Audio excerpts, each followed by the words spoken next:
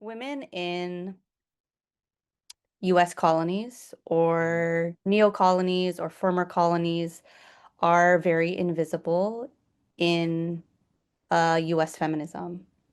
So we really have to fight for our perspective to be understood and incorporated into feminism, especially because a lot of our community believes that feminism is only for white or upper middle class women. They associate it with um, their oppressor. Mhm. And yet, the only way, right, that we can have unity to win any of our goals as Filipinos or Hawaiians is by healing divisions between, men and women, um, healing the ways that we are oppressing our women. In the Philippines, it's like, national liberation and women's liberation, it's understood that they go hand in hand.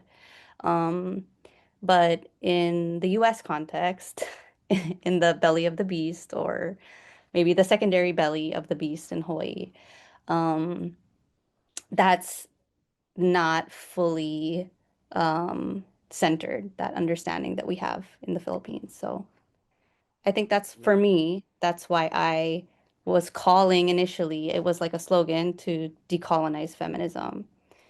Because even if you talk about like militarism or decolonization in feminist spaces in Hawaii around white women, like you'll get shouted down or or you'll be ostracized or you'll be blacklisted.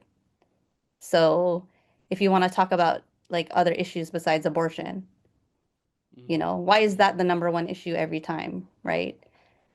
Yeah, there are many other issues important to Filipino women and colonized women. So that's what it means. Yeah. And since when to nag-start yung issue na ganito, I can only speculate since the Filipinos moved in Hawaii. Was it the early 20th century, right? Yeah, I mean, Filipinos have been coming, across the Pacific for a very long time, but we didn't come to Hawaii in mass until after we had forcibly become part of the United States, when Filipinos were encouraged to be recruited to Hawaii because uh, we would not be restricted as immigrants, as US nationals. So that meant that there could be a guaranteed flow of workers to Hawaii.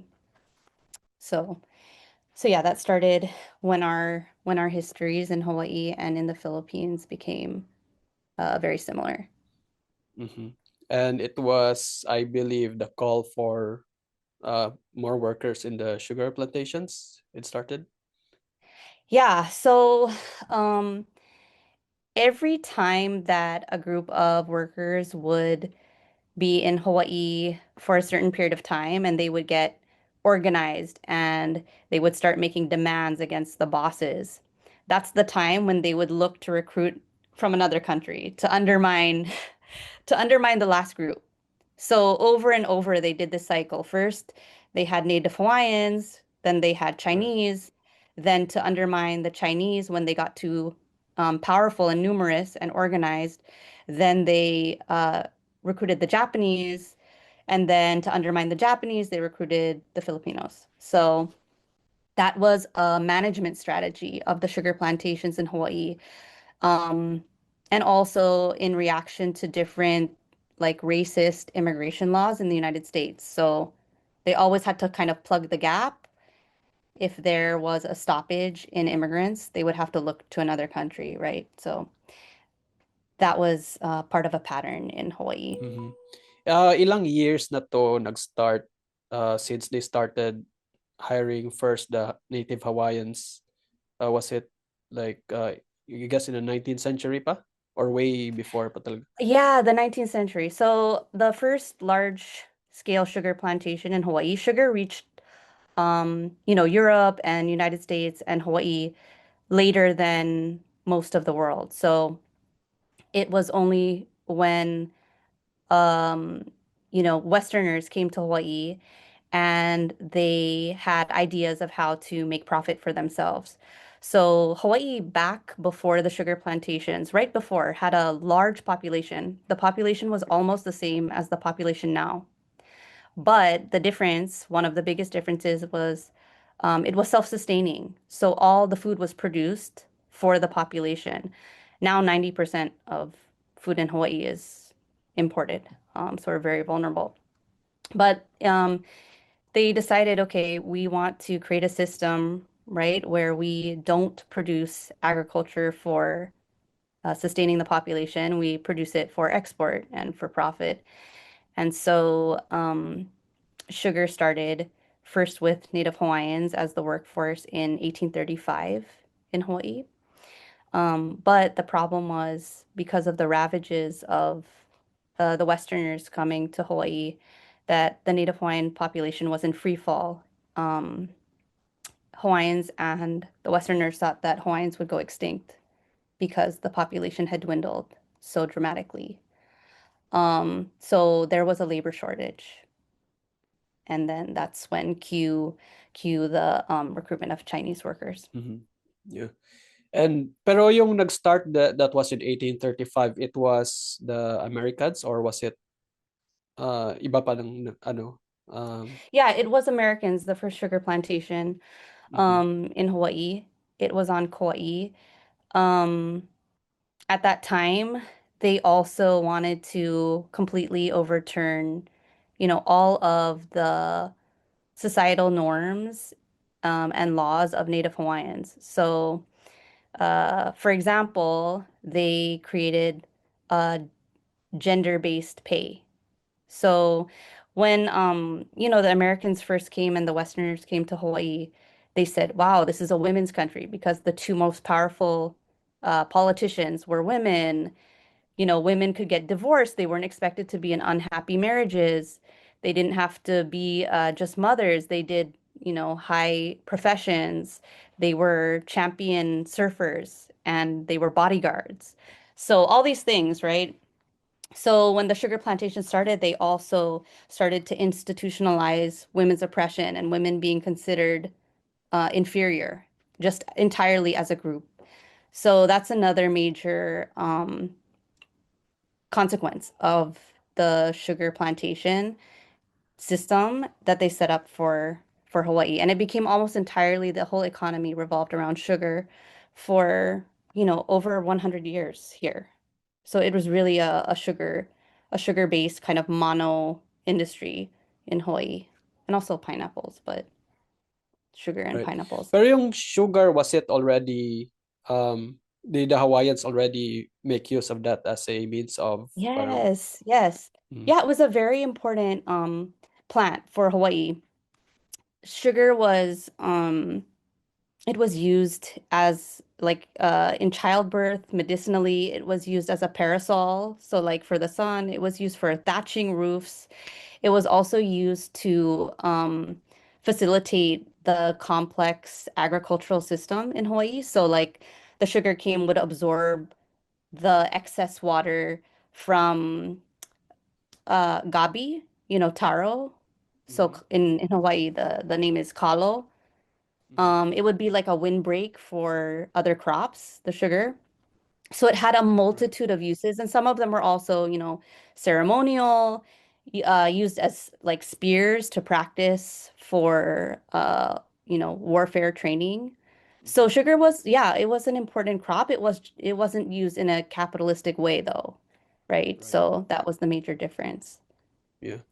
Yeah. And you mentioned earlier na there was parang the Hawaiians were reaching a population decline na.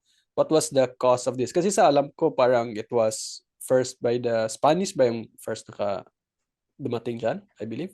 Or So the first devastating encounter was with, actually a really good book about it that became a New York Times bestseller recently. It's called The Wide, Wide Sea, and it's about Captain Cook.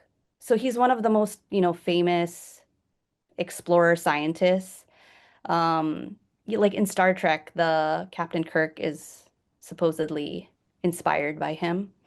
but he came with the Royal Navy, so it was a military voyage. The purpose was to expand the British Empire, and he came to Hawaii in the 1770s, and they documented everything. Captain Cook had diaries of over 1 million words. So we have copious amounts of direct accounts from the men who were there on the voyage. And when they first got to Hawaii, they thought it was remarkable how healthy Native Hawaiians were. Like they were strong, they were muscular, they were like just astounded. Like they're such a healthy people. We've never seen people this sturdy and healthy. But uh, they brought with them upper respiratory diseases and also um, venereal or STDs. And it became the first public health crisis. So, okay, I don't like the kind of framing of disease because it seems like, oh, it was an accident and they're not guilty. It was maybe it had a catastrophic impact, but that's just nature. Um, Captain Cook knew exactly what he was doing and that it could have a genocidal effect. And there's no justification for risking the eradication of an entire population. There's no risk. There's no justification for taking that risk. And the um the medical staff on his ship said that if we do to Hawaii what we just did in Tahiti, where they were right before, the world will never forgive us. So they knew what they were bringing, and they knew it could destroy the entire nation that they were going to, and they did it anyway. So, that's evil. Like, that's terrible. It's not innocent.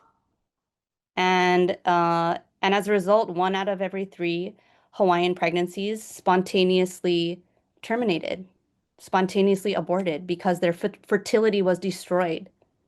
Hawaiian women from the diseases that they um, were given by Captain Cook's ship. So within 7 years, 7 years was the next time the next group of Westerners came. They were the French. 50% of the population was dead. During COVID-19 in the US, only 0.1% of the population died, and it seemed catastrophic. Imagine 50%. Um, so it was devastating. And that's what led to uh, you know, the recruitment and importation of people from other parts of the Mm-hmm. world. Yeah. Yeah. And what was do you have a figure perhaps for the population back then sa Native Hawaiians?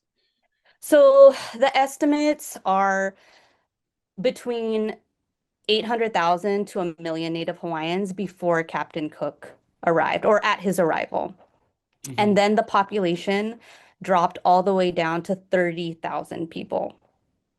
Well, yeah. So, That's pretty low. yeah, extremely low. Um, so just it's referred to, there's a book about it and it's entitled The Horror. Yeah, that's the historian that did like the Mm-hmm. demographic and population estimates Mm-hmm. about the population decline. Um, yeah, and there's really no better way to Right. describe that. Yeah. And before we go to the arrival of the Chinese, Japanese, so I can assume since there was STDs back then, there was like forced sexual intercourse with the natives. Um, I no, can only assume. what very yeah, this is a very controversial topic. But I trust the Native Hawaiian women historians who have gone back and really tried to analyze um, the interaction, as well as from the accounts that came out in the book I just referred to called The Wide White Sea. So Captain Cook knew like syphilis was known as the Cupid's disease, it was known as the French disease. So they knew like how it was spread, even though they didn't know germs as we know them now. So he did try to institute like rules like don't have sexual relations with the natives, but the men didn't obey those rules. And they tried to, entice women to come on board. At that time, sexuality was very different, right? At that time, you didn't have to be married. It wasn't tightly controlled. So it wouldn't have been, uh, yeah, it wouldn't have been out of question for men staying, for a period of time to have relations with the women. It was just, um, they knew that they were spreading diseases to them. So, uh, one of the men that was caught because he was diseased, and they found out that he had been, um, you know, consorting with local women. Right. And only a matter of 7 years, no? Ang na-wipe out yung karamihan agad na Yeah. locals. So yeah, and I think too, like one of the things that's really remarkable in the documentation is that when the Western men came to Hawaii, when the white men came to Hawaii, they would always expect women, and they would always be confused why they weren't being given women, or they weren't automatically um, allowed access to women. And, that entitlement was new to Hawaii because that didn't make any sense. Why would women just be used for that purpose? So over and over, not just in Captain Cook's voyage, but in other military encounters in Hawaii, and even the first U.S. naval ship to come to Hawaii got into a riot and attacked uh, Hawaiians and their uh, their consultants because they wanted access to the women. So it was really forced open. Like access to women was very much so forced by the white men who first came to Hawaii. Right. And moving forward lang to the arrival of the Chinese, the Japanese, I would like to know lang eventually how were the Filipinos able to get out of this like conundrum of them being like taken advantage of. Well, it was because we had some really amazing Filipino activists and labor leaders who sacrificed everything to fight against the plantation management and also to unite with other races like the Japanese. Um, one of What year our was most sorry, what year was this when it started? They ah started to revolt. Yeah. ever ever since Filipinos started coming. I mean, at that time, right, Filipinos had still the memory of the revolution was still fresh. The memory of the loss was still fresh. Labor organizing, modern trade unions were over 150 of them had formed the largest trade union association before Filipinos in Manila, before Filipinos started coming to Hawaii. So we also had labor organizing experience that we brought over. We also had ideas about socialism that we brought over. So in 1910, one of our most famous Filipino labor leaders, his name was Pablo Manlapit. He came to Hawaii. He found a way over, and he was an anti-imperialist. So he was politically conscious. He was an activist already organizing workers in the Philippines. And when he came here, he studied to become a lawyer. So he's also the first Filipino lawyer in Hawaii. And he was treated despicably. He was persecuted his entire life in Hawaii. He was forced, to he was deported, voluntarily deported. He was forced into deportation and had to leave behind his family here. But he organized, I don't know how they did it without the internet. I don't know how you organize an entire industry, like 80% of the workers across like 4 islands without the internet. Like I don't know how he did, like these organizers were incredible. So that's really how Filipinos, and they continue to be, central in the labor organizing history here in Hawaii. And that's how eventually we, left the plantations. Right. And the plantations, because they were being forced to actually pay um, a decent wage, decided to transition to tourism because they weren't gonna, it Mhm. just, there had been, the organizing got too successful. Right. And this was after World War II, I assume, when they were finally able to get the ano, freedom. But what were the I'm curious lang, anong mga findings with what's his name? Pablo Pablo Manlapit. Manlapid, yes. So what Yeah. were his findings back then pagdating niya sa Hawaii? Like what were the conditions of the workers here na discover niya that led him to organize those labor Yeah. unions? I mean, the living conditions for the Filipinos were worse than in the Philippines, even. So, for one, Filipinos were given the lowest wages. So, the pay was race-based. So, let's say you're Japanese or Filipino or Portuguese.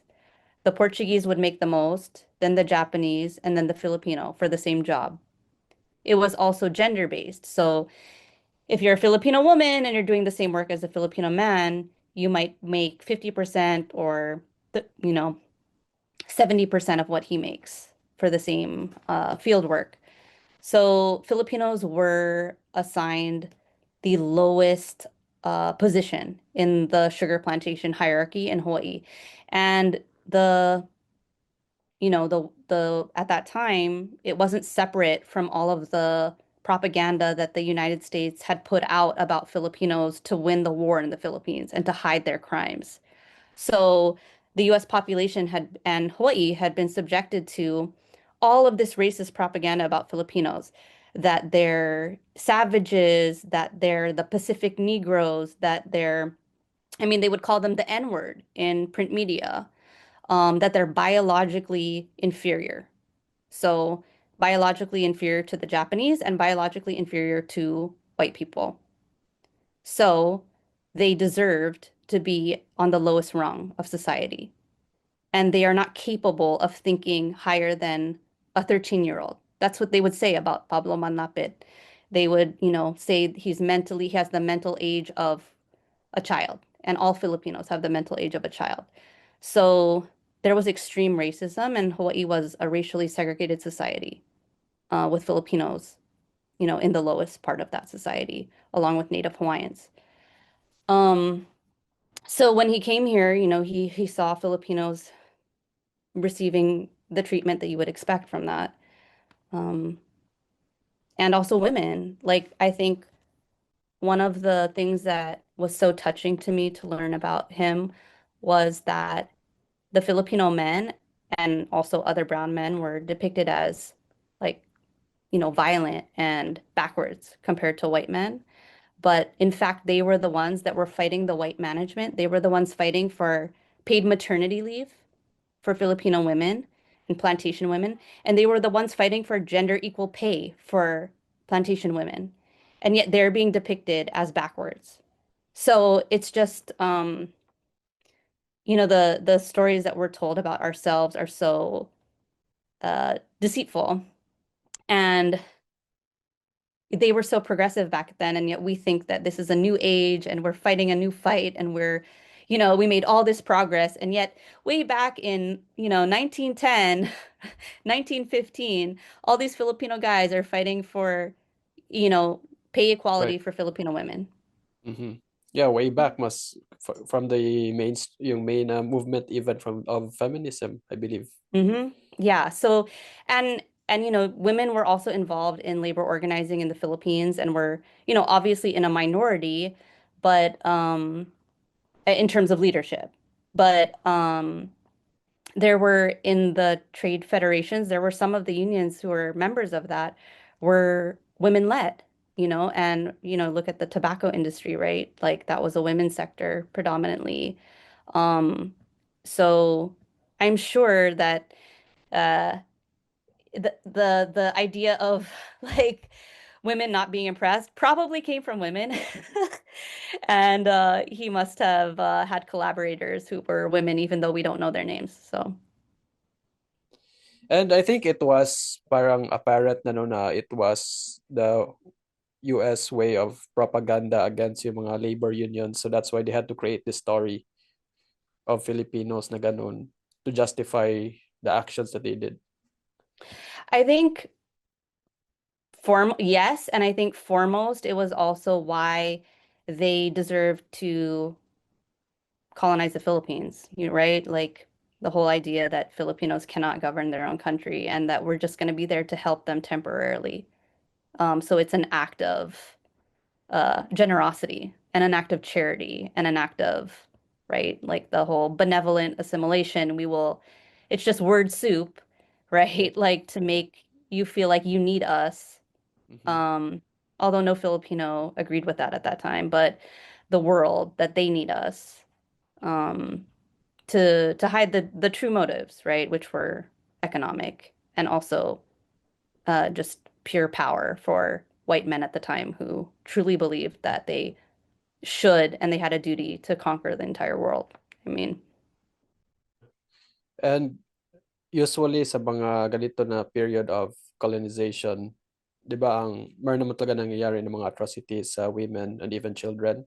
So mm, during that time, apart from yung mga unfair na treatment sa in terms of work, were there other atrocities? um, I mean, the thing at that time, I have never found any documentation yet. I have not looked everywhere at all, but I haven't ever found documentation of, for example, um, sexual violence from plantation managers or the overseers against Filipino women or any plantation women. But we know that agriculture workers are face like the highest level, like today, face the highest levels of sexual harassment and sexual assault of any job. So the idea that that wasn't happening then doesn't check out. But imagine how difficult it would be to report something like that. Imagine how unlikely it would be that there would be any paper trail of that at that time. If you don't know the language, you don't know how to report in the language. You can't leave your job, like you can't leave the property because you don't have transportation or you don't have the time off to get away or you have a controlling partner. So we don't know the extent of the atrocities. The only atrocities and violences against women that are usually documented were like, uh, from other Filipinos. So because right Mm, uh they're not threatened by portraying Filipino men poorly. Um so we really only know about that, like domestic violence or murders of women. Yeah, that's really all that I know of in Hawaii. yeah. Mhm. And ano lang before I want to go into the what was happening also here sa Philippines kasi I think yung timeline niya is more or less parallel lang no with the Philippine-American War, I suppose. Yeah. Yeah. Yeah, Filipinos would not have come to Hawaii if we hadn't lost the Philippine-American War. I firmly believe that. Mm-hmm. Because we wouldn't have been US nationals and we wouldn't have had a country just smoldering Yeah. and devastated to that we Right. had to leave, right? So, Exactly. Yeah. But yeah. in our earlier yung conversation on I think we touched up a bit on like the Japanese were also discriminating the Filipinos. So I'm just curious like how did that all start? Kasi considering na we're basically ano naman yung parang co-workers or ano kasama sa those that were oppressed basically at that time. Well, there's two layers to that. I think there's what was happening in Japan at the time and the strategy that Japan took to try to avoid being colonized, which is they tried to become a hyper militaristic empire, and copy the European and American playbook. So that playbook also included ideas of racial superiority, and that they were different from all other Asians. They were higher than all other Asians. So there's that broader context. But what was happening in Hawaii was the plantations kept everyone physically divided. So Filipinos and Japanese did not live together, right? They had like a Filipino camp and then a Japanese camp, and then a Puerto Rican camp and a Portuguese camp, and so on. So everyone was kept away from each other because the priority and the greatest fear of the sugar plantation owners was that the workers would gang up on them, right? That they would unionize. So um, they kept tensions high between the groups. They paid them differently to encourage people to be jealous and to believe that they were worth more than the other group. But this also hides the fact that there was still, despite that, workers did triumph over a lot of the racism. They did organize together even before 1900.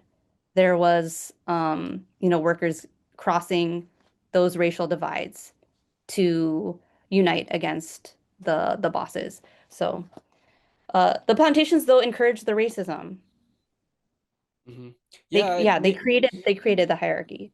yeah, I think it makes sense. Like, I'm just maybe putting myself in the shoes of yung mga plantation owners. It's a way to keep the idea of labor unions from spreading into the from different races. Kaya sila dinedivide, no? Exactly. And if a particular race had been there longer, they would encourage the next uh they didn't like the mixing because there are even stories from that time that of the plantation owners complaining because, for example, when the Filipinos first started coming, they didn't have a place to put the Filipino men separate, so they put them in the Japanese camp at first. And then, the Japanese said, "Hey, here's how it really works here. They're gonna screw you. We should get together here." And so they instantly noticed that, and they complained about it. So yeah, we know that for a fact. Yeah, and so I guess we can go into what was also happening dito sa Philippines during the Filipino-American War. Uh, what were the atrocities done by the Americans? Kasi maybe in mainstream, we've been told na, of course, meron nangyari na yung killings ng mga Filipinos, maybe some yung treatment sa mga women, but are there other undocumented events that was happening here na hindi nila dinidisclose? Um, well, I don't know for certain what is not disclosed, or I didn't see Pulang Araw. I really want to see the show, but I don't have ABS-CBN here. Um, I haven't so I even don't know seen what's it like myself. cir Is I it don't know recent what's ba na, circulating. yeah, is it And I don't recent know. I na na movie? I think, yeah, I think so. Mhm. I really Yeah, want to see it. yeah. But that was a different war. Sorry. I'm mixing Mhm. wars. That was, World War II. Okay, I'm Yeah. sorry. I thought we were talking about World War II for a second. But Yeah. anyway, okay. No, this is the first major war with the United States. So, um, I mean, trying to just things that we saw later and also earlier. So the playbook for how to win in the Philippines was the playbook from how they cleared out the American West. So the Indian Wars, the genocide of American Indians. So, mass raping women, mass torture, relocating everyone into concentration camps so that the people who were organizing resistance and armed resistance were cut off from their base of support and could be more easily identified. Um, Really horrific and increasingly creative forms of torture. So some things that I've read about were like basically roasting Filipinos, like roasting like a lechon, like tying them up and scorching them. Um, of course, it's famous that waterboarding that we saw in, controversially in the Middle East, right, was experimented on Filipinos, and it was the first time it was on the cover, right, of all of the major US magazines at the time when it was discovered that waterboarding was happening. And it shocked the American public. Um, Also destroying Filipinos' food supply. So things that we later saw in Vietnam, like killing off as many Carabao as possible. Um, Eliminating, yeah, food for villagers. Also revenge. So, for example, there was one American Army private who was killed, and it was discovered, his body was discovered, and there was mass retribution. So it was, and 1,000 Filipino men, women, and children were killed as revenge, for one American death. Um, and of course, the famous in Samar, the Howling Wilderness Declaration that we are going to create just a vacant, entirely vacant island of all Filipino life, um, as an example of one of the forms of, revenge for daring to fight back. Um, there are so many more, and they were, right, like inspired by what they did to American Indians. And they were some of the same men, like who came from the Indian Wars, the Right, same men, right. Mm-hmm. leading the American military. So, um, it was knowing the truth of what happened during the Philippine-American War, I think is very, very dangerous. I think it would destabilize if every Filipino knew. Um, it could destabilize today's relations between the countries. I mean, look at today, like I before before we started the podcast, the big news today was the meeting between Trump and President Marcos, Mm-hmm. Yes. right? And he said something very telling. Like he boasted that every Filipino, even down to the youngest, school child, knows the cultural lesson that America is our greatest friend. So every Filipino knows a lie, essentially. Um, this does not work with the truth of how that relationship started. And the relationship started with the Philippine-American War. Right. And I'm curious lang kasi obviously hindi ito sinasabi sa mga history books. For people who wants to access to this information, saan sila makakuha nito na um Um, yeah. I have recently read there's more US based and I think Canadian or Australian based scholarship on the Philippine American War. There's a good book called The Imperial Cruise that I read recently.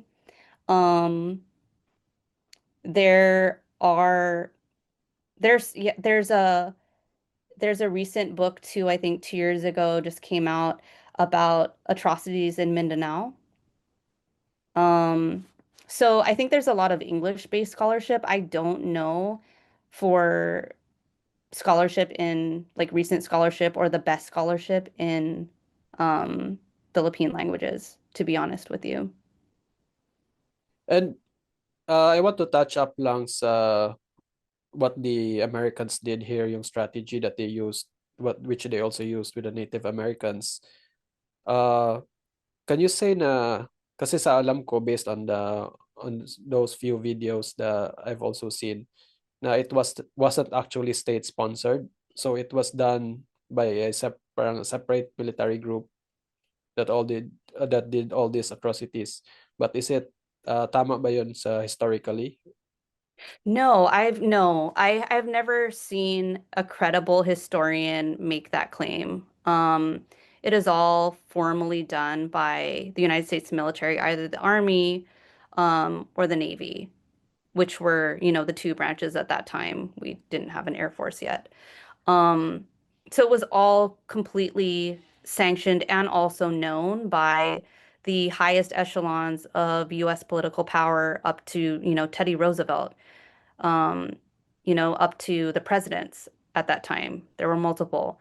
Um, they were they had such empire envy and they were just itching for war, right? Like the way that the Philippine-American War started, we all know about the betrayal, and Aguinaldo and all that.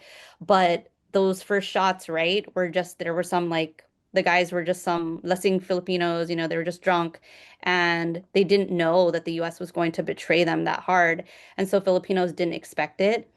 And so they shot, one trigger happy American soldier, right? Like shot some marauders. They weren't actually soldiers. And the Americans were so giddy, like war is on. This is it. Let's use this as an excuse. And so because the Filipinos were so caught off guard, more Filipinos died in that first 24 hours than in 9/11. More Filipinos died than in Normandy and D-Day, like the most famous, right? Like American tragedy during World War II. 3,000 Filipino soldiers died just in that first 24 hours. So, and it was formally by the United States military at their direction and by their hand. So, yeah, I've never seen anything credible that it was some sort of rogue or Mhm. unauthorized military action. Mhm. Oh, so sorry when you mentioned that a lot of Filipinos died like during the D-Day and all those events. Were this like conscriptions from by the Americans of Filipinos or yung outright Oh, war no, no, mismo? I meant just like Americans in general, like not Filipino soldiers. Filipino soldiers during the Filipino-American War more died that first 24 hours than all the US of any race died during Normandy and D-Day in World War II. Um, and how come Filipino like these are if the numbers are the same or even exceed those huge tragedies, um, it's interesting that our tragedies don't have any of that weight. In fact, those stories are not even told at all, and they're completely erased. When it happened to Americans, it's world history, it's U.S. history, it's it's common knowledge, and considered a national tragedy, you know? Yeah, I guess since yung doon na time, they've already manipulated yung mga history books until it landed like late 20th century and you know, Yeah, I mean, like, I didn't learn any of this in a school. right. Yeah, Well, so that's telling. um I think the only way you would learn about it in a school is if you did some very, very specific PhD, and you looked for it. Yeah. Yeah, mababagsak ka pa sa school if you give some controversial answers. Okay, so going back lang to the Filipino-American War, I think parang in general we kind of know what happened naman until we were given the independence. But I'm curious lang talaga no like how come it took so long for the Americans to give us independence? I think maybe estimate lang 3 decades or maybe more. Yeah. Well, it was a matter of organizing the battle to the point where it was no longer in US interest to keep the Philippines, right? Like the you have to push the conditions to that point where it's better to get rid of the colony than to keep it. It's there's so much political pressure. There were three fronts of political pressure that needed to align. And then also, right, World War II, US wanted to get out of paying for the rebuilding of the Philippines, and that was a major incentive. So there were all these incentives that aligned. It was a long campaign. Um, it wasn't just in the Philippines, right? Like you to build enough political power to win independence, it has to be coming from many different angles. And so a lot of the pressure was also coming from within the United States. So the two biggest forms of pressure from within the United States were the Western states that were wanted to get rid of Filipino workers. So the easiest way, they tried other ways. They tried violence, they tried massacres, there were vigilantes, white nationalists, white supremacists who were like literally slaughtering Filipinos, banning Filipinos, right, from certain places.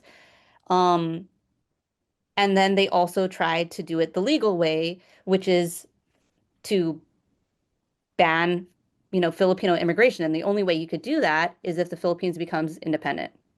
So you had racist Western states, trying to pressure Congress, trying to pressure the White House to get rid of the Philippines in order to stop Filipino immigration to their states.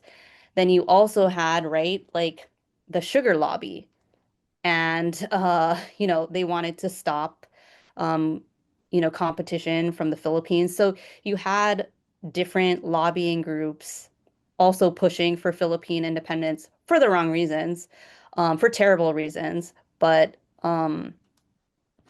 I think it took so long because all of that political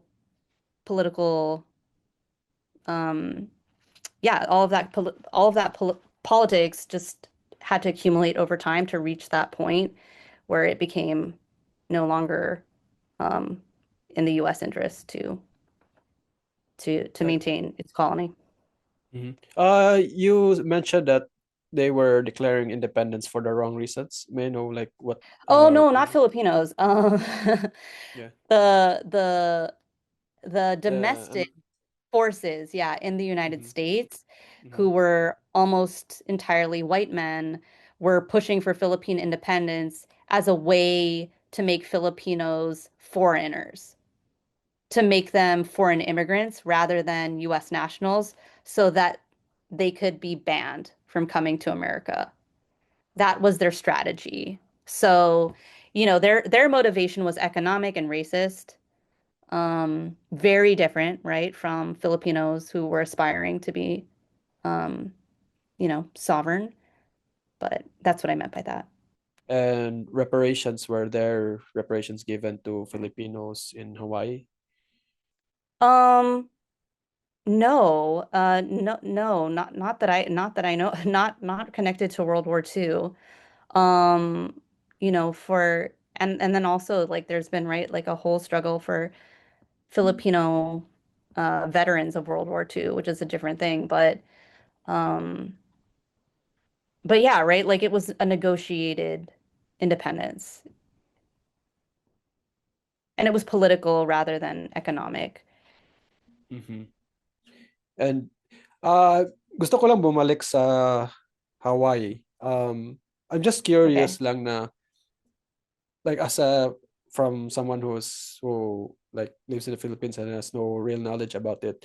How come up until now hindi pa rin Hawaii can't be an autonomous nation considering na magkaiba naman talaga like geographically it doesn't like 'di ba masyadong malayo and then culturally. So what's the main reason for that? Yeah, primarily the the military strategic location. Um, Hawaii is the headquarters of U.S. Indo-Pacific Command, so approximately 25% of the island where I live on is controlled by the United States military. That is a huge amount of land. It's the most militarized place in the United States. Um, so strategically, for positioning against China, it's considered, right, like a major base. Um, Also, right, like because Hawaii has a symbolic and national history connected to narratives out of World War II, like Pearl Harbor, is a reminder, right, that we need militarism, a reminder that this is ours and we fought for it. So I think there's also like this symbolic significance to retaining Hawaii on top of the, economic, political reasons. Um, and the United States has used like every trick in the book because if you talk to any, yeah, like you said, if you talk to anyone who's an attorney here who went to law school here, they'll tell you technically, legally, it was all done illegally. There is no like treaty, there is no legal way for the United States to assert control over Hawaii. Um, and then people like to say, oh, well, they voted for to become a US state. Well, there was only one option on the ballot. Okay, so um, there was no independence option during that vote. So I think it's really important for people to remember that, and that imagine if, like in the Philippines, the majority of the population was foreigner, and they got to vote whether or not the Philippines should be independent. Right. So they let the foreigners vote. They let non-Hawaiians vote. Mhm. And when was Uh, this voting happened? this was in Around the what year? 50s. This was after World War II. Yeah. Right. So so those are some of the primary reasons. Pero for sure, sa ngayon, like Hawaiians, the native Hawaiians, and even like other like Filipinos are calling for like independence and There, still. yes, there is a movement for national sovereignty in Hawaii. One of the challenges of that is because the economic conditions are so difficult here, um, excuse me, that so many Filipinos and Hawaiians disproportionately have joined the United States military. So, that obviously complicates uh, the sense of patriotism. Um, and so um, that has also made the struggle for independence harder when so many Native people and Filipinos are dependent on the United States, and specifically the United States military. Right. Um, so I'm going to touch up na lang maybe some societal questions because again when we talked earlier prior to this there were you mentioned that there is a degree of racism to Filipinos, 'di ba? Yeah. So I mean just for ano lang for this interview like what are the like discrimination done to Filipinos dyan ba sa community?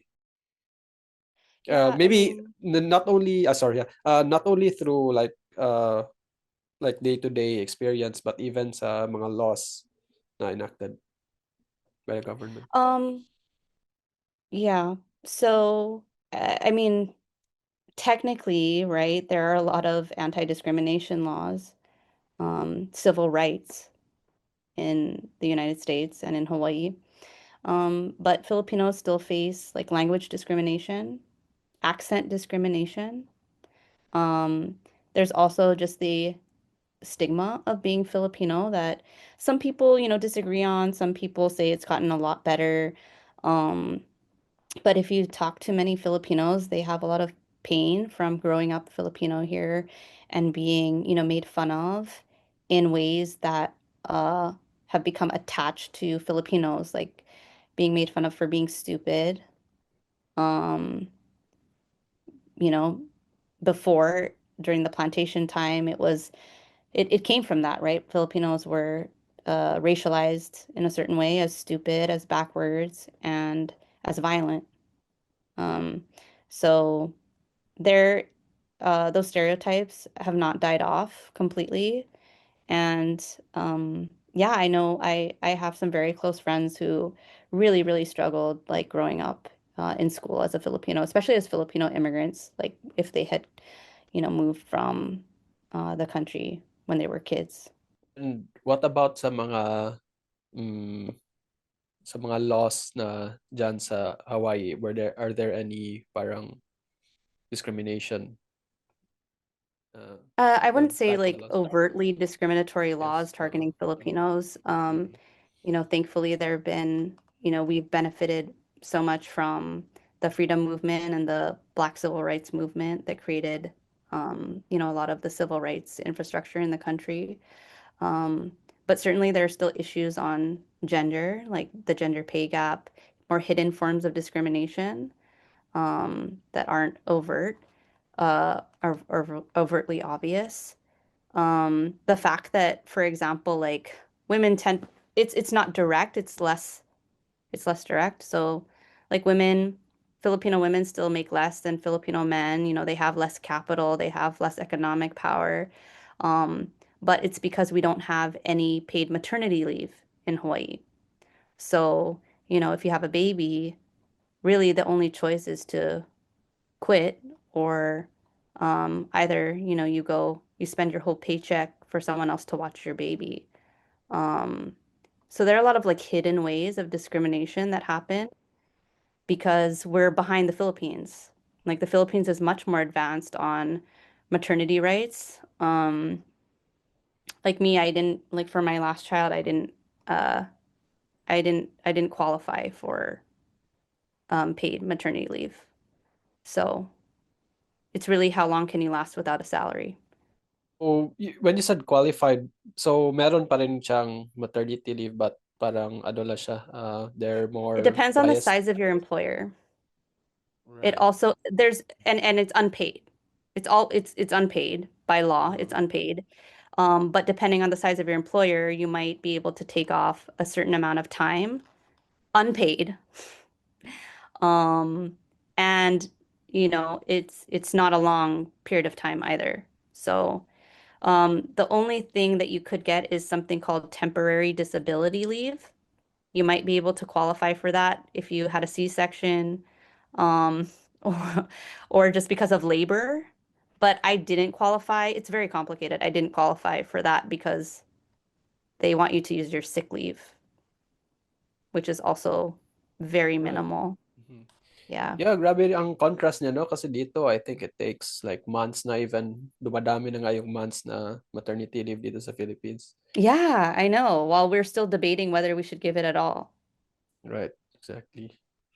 So any ano na lang, I wish like I have asked enough questions na to cover yung what we necessarily have to cover in this topic, but maybe there are things na I also want to share regarding this the colonial feminism that's been going on sa Hawaii. Um, I don't know. I don't know where to start. Um, mm, Or okay, if no, I mean, I don't know if I should share like mhm, personally.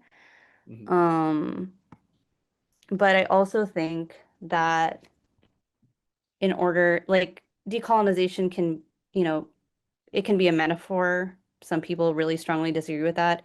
In Hawaii, it's also like real political decolonization. It is not a metaphor. Um, but I think that in order to know ourselves and to love ourselves as Filipinos, we have to decolonize our thinking and what we know about ourselves. I wouldn't say I really met myself or knew myself until I was exposed to Philippine history, you know? So, like, my story is, um, like when you grow up as Filipino-American, the only historian that you have is your Lola.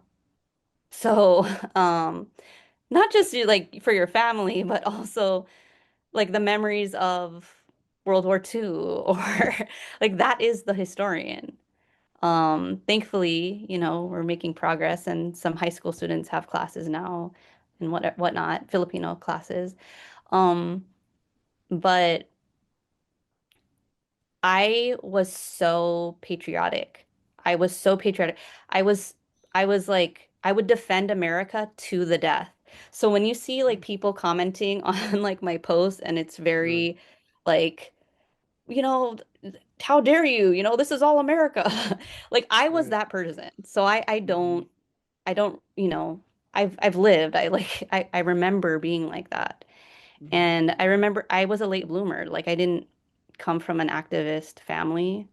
right, I remember the moment where I was in college and I was talking to some friends. One was Filipino, but a Philippine national from the Philippines, um, a Bahraini and an Afghani friend. And I was literally arguing with them why America's the greatest country like in the world. It's so embarrassing now. Not just like most yeah, powerful, like the best, like uh-huh, like means the best, uh-huh, the beacon of freedom for the world, right, Uh and I got checked and I was like I I realized like I didn't know who I was and that's weird. Like I didn't know that I was like had come from a country that fought against America. Like I didn't even know that. Um, and so I dropped out of college and I went to the Philippines. I didn't go like to go to Boracay and to, party in Makati. I went to like immerse myself. And I traveled all over the country, going to different like environmental disasters with um, some different officials and stuff. And I I was I my whole like life changed. I realized like it's not, and then like I realized like we're not actually independent. We're not economically independent. That my comfort in the United States is tied to suffering here. And of course I didn't want to like be disowned by my family, so I went back to college. And I remember the first day back in an air-conditioned classroom, like in New York City, and I felt like I had abandoned, like I had been a soldier on the battlefield and I had just abandoned everybody. Like I felt it wasn't about me connecting to or like finding my identity anymore. It was about my duty to be Filipino for Filipinos. It was not about learning who I was. Like that part had ended already. Um, and I wasn't yet proud to be Filipino. Like I wasn't quite there yet. I didn't know enough yet. But I knew that I could not continue my life anymore the way that I had been. Um, just being like an American.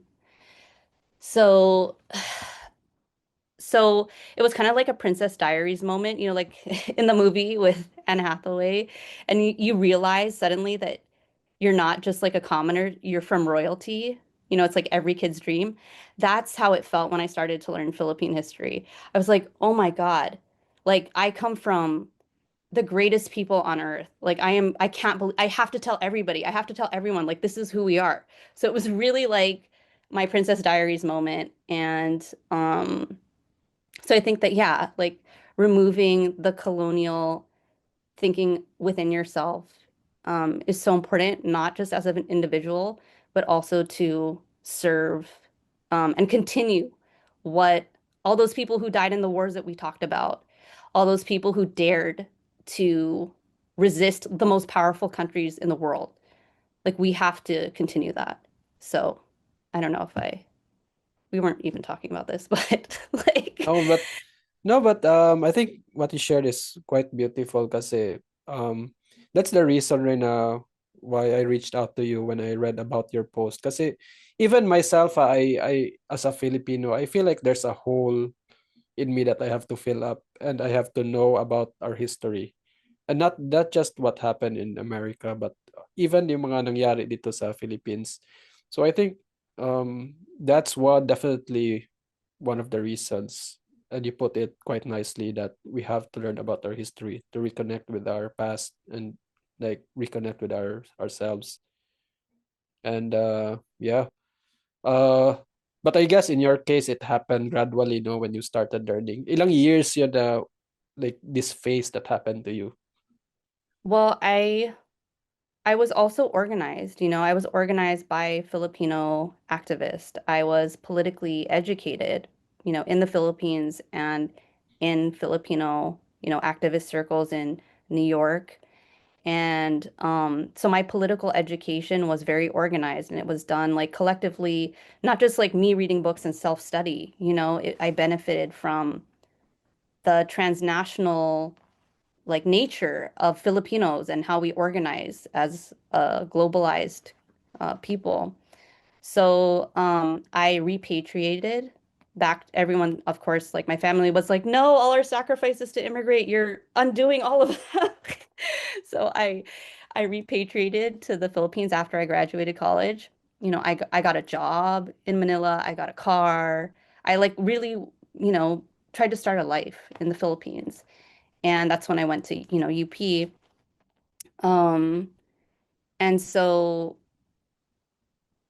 I realized though that I was not using my position well. Like, having US citizenship is not nothing.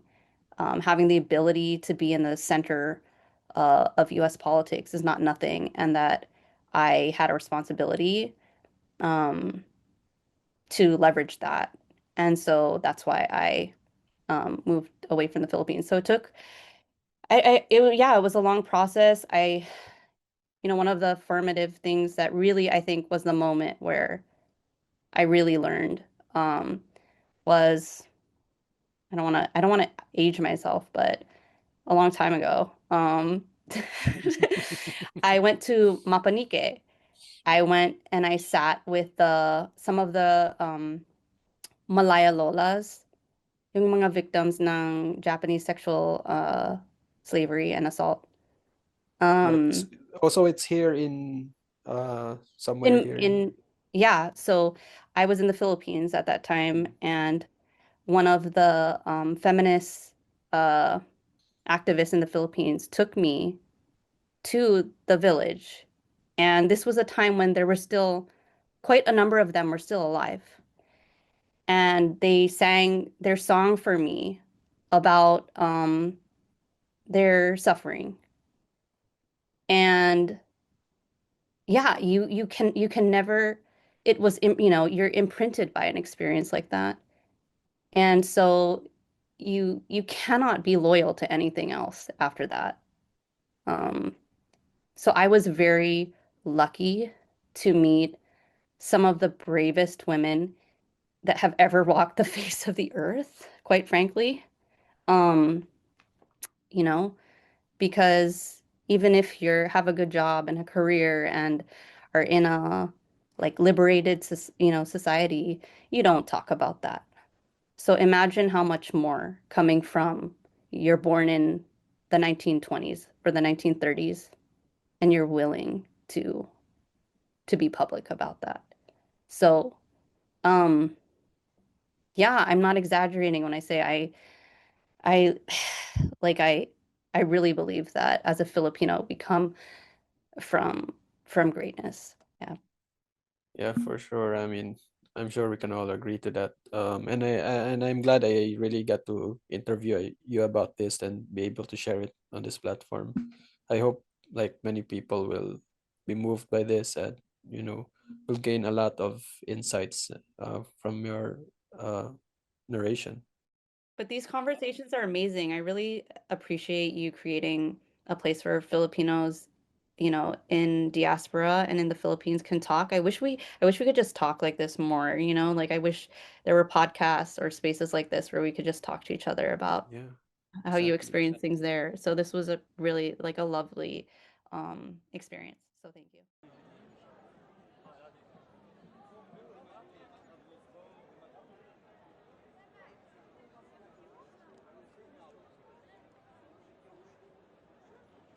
If this conversation has sparked new interest and questions for you, consider subscribing to this channel, and I'll bring you more insights from science, philosophy, arts, and